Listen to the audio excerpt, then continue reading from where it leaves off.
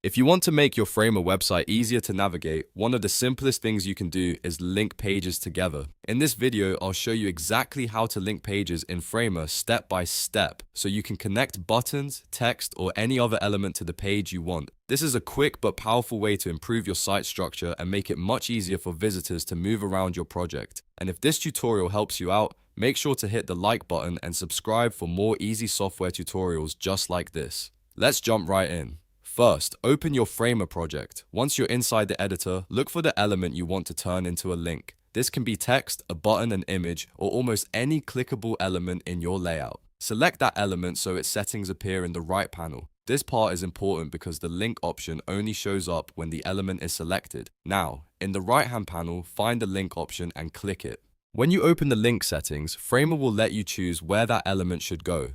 From here, select the page you want to link to. For example, if you have a home page, about page, contact page, or any other internal page in your project, you can connect it right here.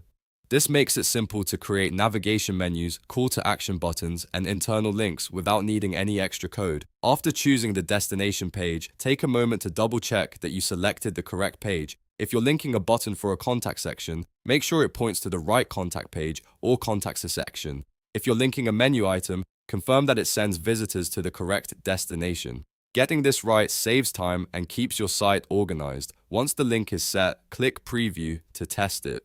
Preview mode is a great way to make sure the link works before you publish anything live. Click the linked element and confirm that it takes you to the page you expected. If something doesn't look right, go back to the link settings and adjust it before moving on. When everything is working correctly, click Publish to apply your changes. Publishing is the final step that makes your linked pages live on your Framer website.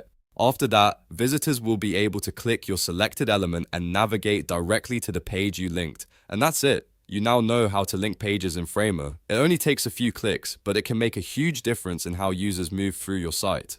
Whether you're building a portfolio, landing page, or full website, linking pages properly helps create a cleaner and more professional experience. If this video helped you, please give it a like, subscribe for more Framer and no-code tutorials, and let me know in the comments what you want to learn next. Thanks for watching, and I'll see you in the next one.